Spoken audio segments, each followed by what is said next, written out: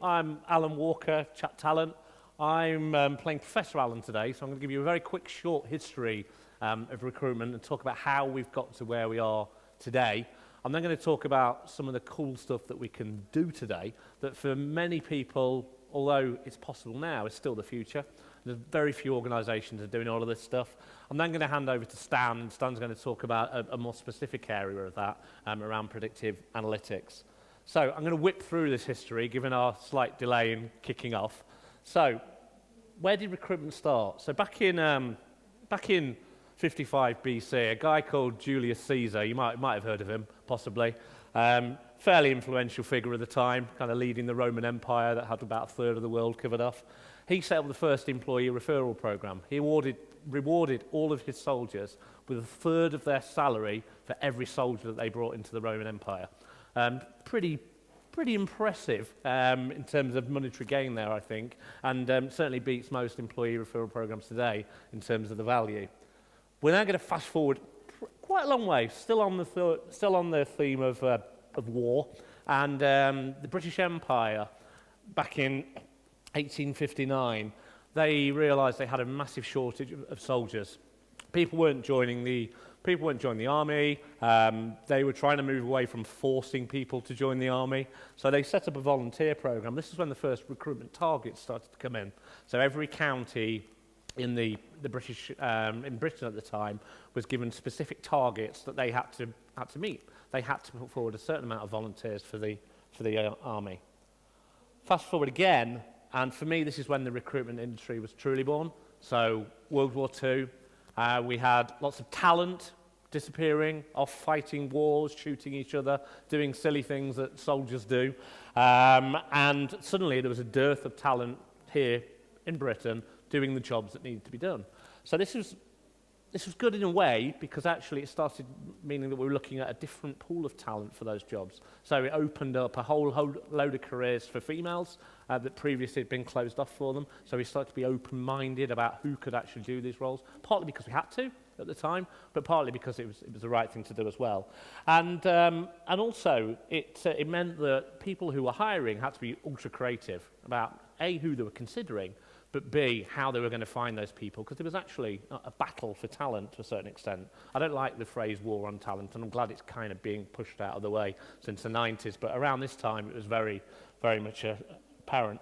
Then at the end of the Second World War, we had a perfect storm for the recruitment industry. The country needed rebuilding, we had loads of work that needed doing, and we had a massive influx of talent coming back into the country.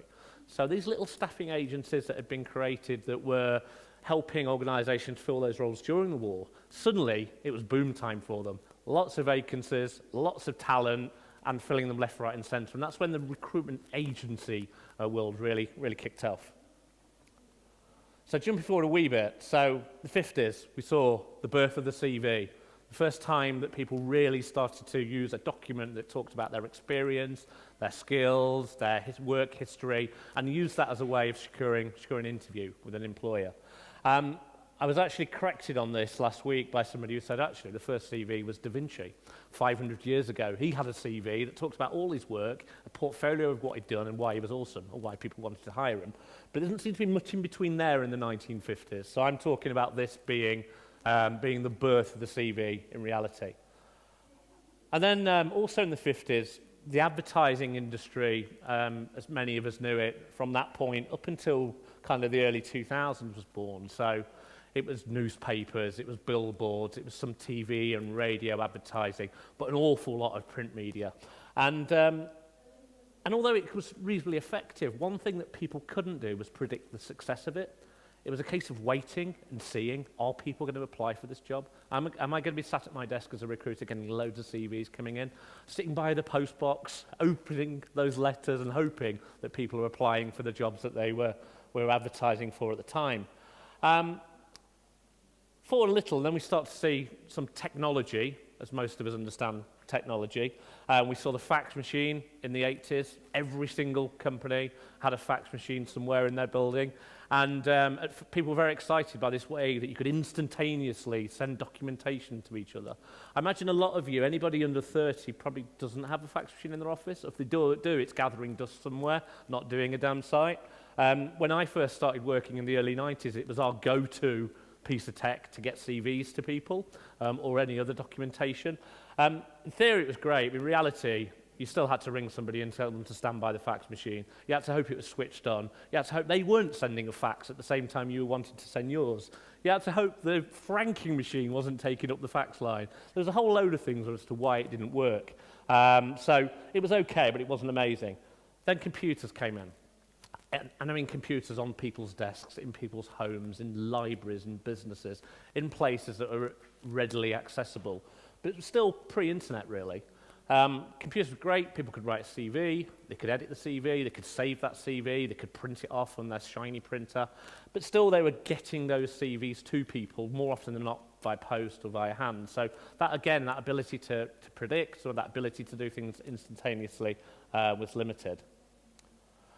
Then we're coming forward to more of the modern era. The first job board, and I was challenged on this, but I put them right, was actually developed by someone called DICE. They had what's called a bulletin board service. Again, most of you won't have heard of that. It was almost like a fixed version of the internet. So rather than going online and be able to browse lots of sites, you dialed up to a very specific site using a modem that was very, very noisy, made a weird, creaky sound that, again, a lot of you might not have actually had the pleasure of hearing. And it was really basic. It was a list of jobs, who the employer was, where it was. That's pretty much it. Didn't tell you anything about the role. In '94, Monster, Career Builder, they came onto the scene. Proper built-out job boards that had job descriptions on them. Not particularly exciting, no rich media, rich text, etc., but still the ability to start to actually apply for a job online. And again, the data that was collecting behind that was useful. 96 and 99, the ATS. Everyone loves Taleo.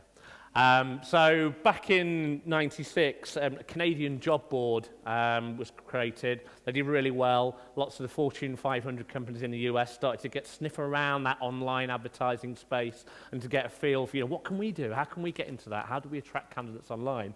That Canadian job board eventually morphed into something called RecruitSoft in 99, and a couple of years later became what everyone loves and knows as Taleo. And Taleo is still with us today. Clearly, there are a lot of competition, a lot of competitors for ATSs now, but things have moved along. And then 99, Super Bowl time. As I've said there, this shit got real. So Monster managed to secure an advertising slot during the Super Bowl. For anybody who knows US TV, US sports, that's a big, big thing. Cost millions and millions of dollars. And to secure that was an amazing thing for them.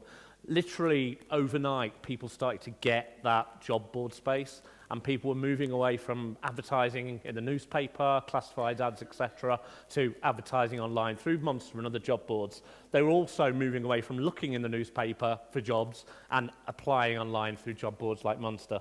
And this is the ad that they ran that I'm really crossing my fingers is going to work. When I grow up, I want to file all day.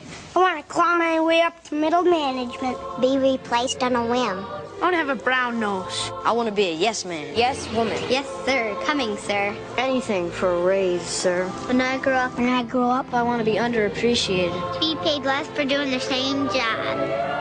I want sunshine blowing up my dress.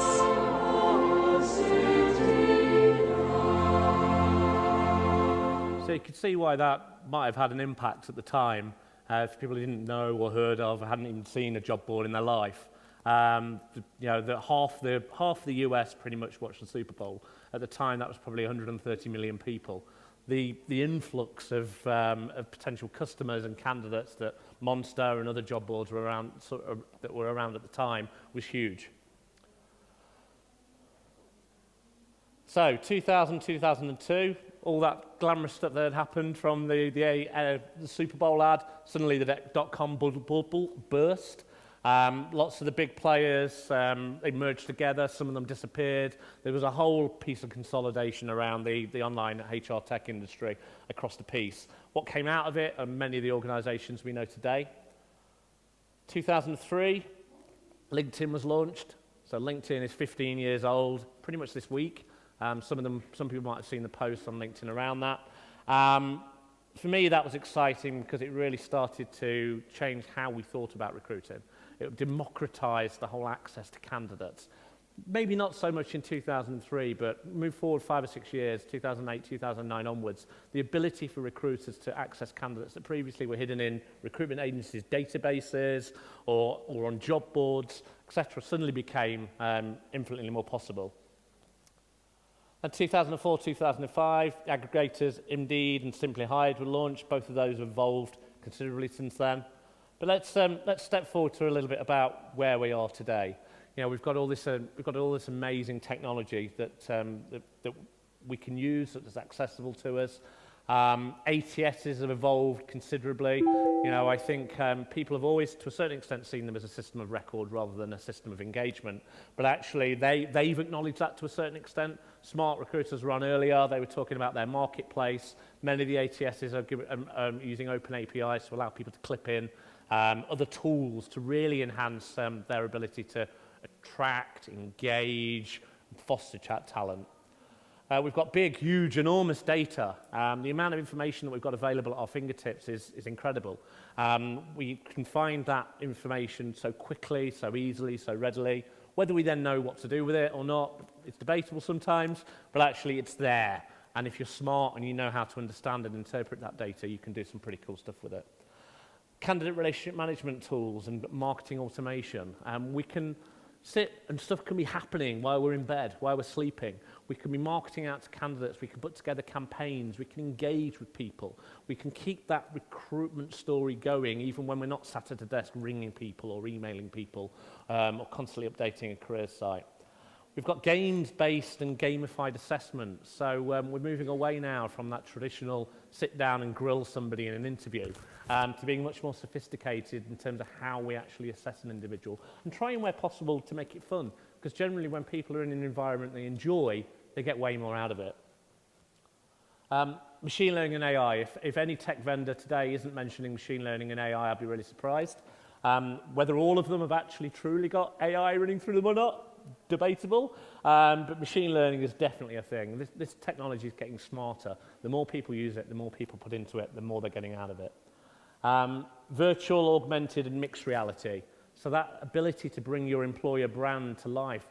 Stan showed me something amazing earlier that a company in Holland is using where you can do a virtual walkthrough, not of just a small part of their office, but of their whole building, and meet people sitting at desks. It's really cool stuff. Blockchain, I'm not going to talk about blockchain. I don't understand blockchain. It's the thing, apparently. It's really good. I'll let somebody else talk about blockchain. Google for Jobs has launched in the last 12 months. Facebook Jobs has launched in the last 6 months and in the last month in the UK. We've got chatbots helping people all the way through the recruitment journey, from showing initial interest all the way through interview and even onto onboarding. And we've got predictive analytics. So actually, you know, you've got all these tools.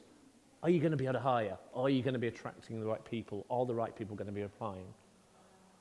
So that's just a little bit of what we can do. I'm going to race through this bit because I'm mindful of time. I'm just going to read out some of the stuff we can do today, and I'd be really interested if people could put their hands up if they're doing it currently, and put their hands back down again if they're not.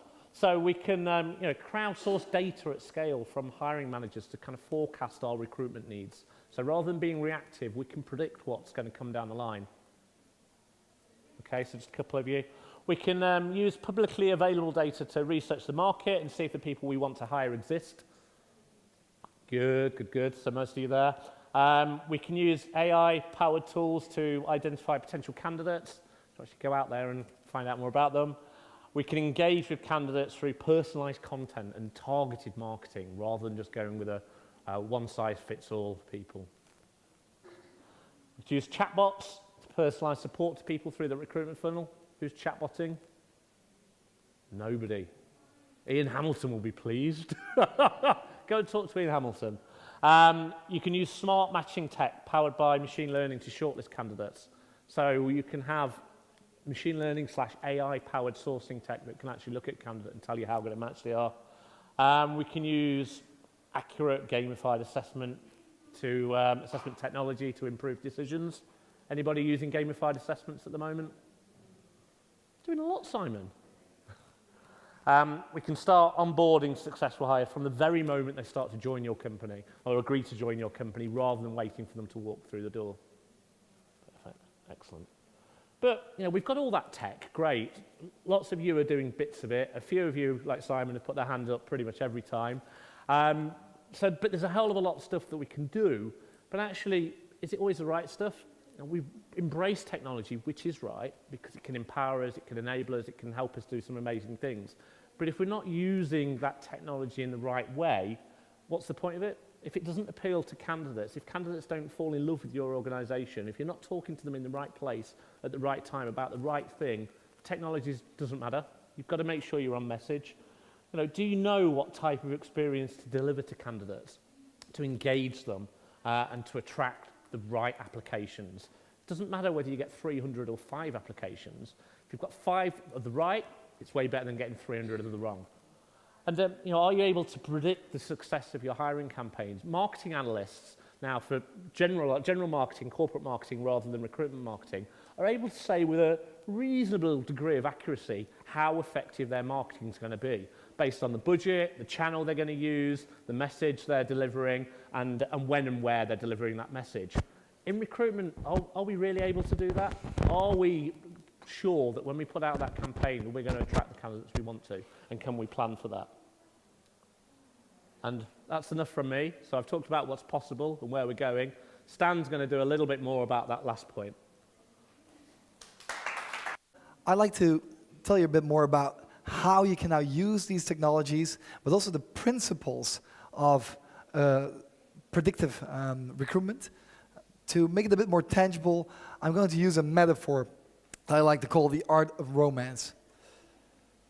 Because when you're trying to attract a candidate, the same as when you like to attract a lover, you got to make sure you look sharp. I think that's where it starts. And in real life, that means putting on some sleek clothes, maybe getting an education, doing your hair, that sort of stuff. In recruitment, it's mainly using the right content, so banners, pictures, videos, the tours that Ellen just talked about, creating a cool career page, all that sort of stuff. The thing is, though, the same as working out, getting the right clothes, and then locking yourself up and sitting at home, it'll be a quite boring party if you create all that content and don't do anything with it. You got to get that content out there to the people that you would like to attract. Well, in real life, that means maybe going to a pub or using some kind of a dating application. In recruitment, the A location right now to find the people that you want to attract is this exciting new technology called the internet, where everybody's at all the time. Some of you are on it right now. But you can't move too fast.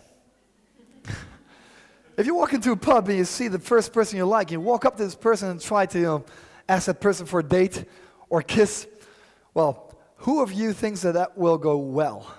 Has anybody tried that before? Usually it doesn't. So what you got to do first is establish some eye contact.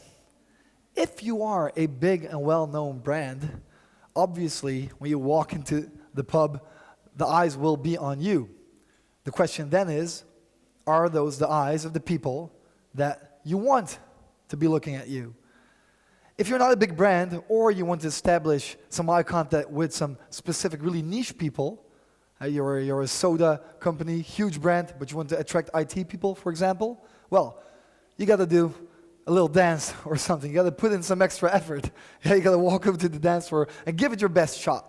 And that's a certain point people will start looking at you. And in recruitment, I see that as distributing, visuals like banners and videos on Google, the Google network, on social media, in apps, for example. Those are great places to just generate some awareness. After you've generated that awareness, you got to pique someone's interest. So the way that works in the pub again is that you start a conversation. And the cool thing about conversations is we're having a lot of conversations today. If you get bored by them, people can see that or even feel that, right? These micro expressions or these more visible expressions. Online is a different ball game, but you can actually also track the conversation by seeing if people are clicking on your content or clicking through or watching the full video or just a part of it. All of that will tell you if you are sending the right message, talking about the right topic, if you will, online. And the way you do that, again, a lot of social media, great to distribute content like visuals and videos on, but also niche websites or printed press and YouTube. Once the conversation really gets going, well, you want to generate some desire probably, right? And that's when you really start to tailor your message towards your specific audience. So, for example, if I'm at a pub talking about snowboarding and I find out that this person doesn't care about that at all, I will try to change the topic to something that does interest that specific person, and I will double down on that.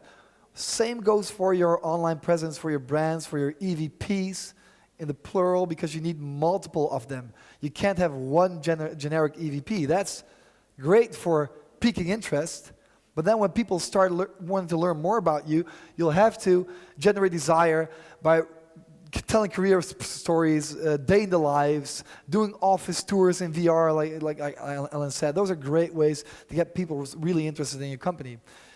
And then you have to go for it. You know, that's a good moment to ask for a date, or maybe to just meet for a drink or whatever. Maybe even meet at your place. And how do you do that in recruitment? Well, I see your place as your career website. That's almost like your home, if you will. And you get people there through job descriptions or job videos, maybe games in the more technical type of niche audiences. But when you get somebody to come to your place, well, it would be kind of strange to go to the bedroom right away, right? I hope, not sure if you would like to predict if that would be a success. Well, most of the time it won't be, or it will be a really short success, right? A short-lived success. And what we want when we are looking to acquire talent, we like to get people that stay with us for a longer period of time. So I would say maybe go to the kitchen first, pour some wine, show your guests around the house. That means that you really got to tailor your career pages and with separate landing pages to your audience that you want to get to apply eventually. So what I would like you to do at this point is think back on all your romantic experiences, the good ones and the bad ones. What happened? What words were used? What did you do? What was successful and what failed dramatically? And I'd like you to think about, what if you could capture all of those moments, literally, all the micro expressions, the first kiss, the first time you saw each other, the dance moves you made that made people catch your eye. And what if you could then take all of that data, and some of you might be looking for someone new right now, or thinking about it, if you're getting bored of who you're with.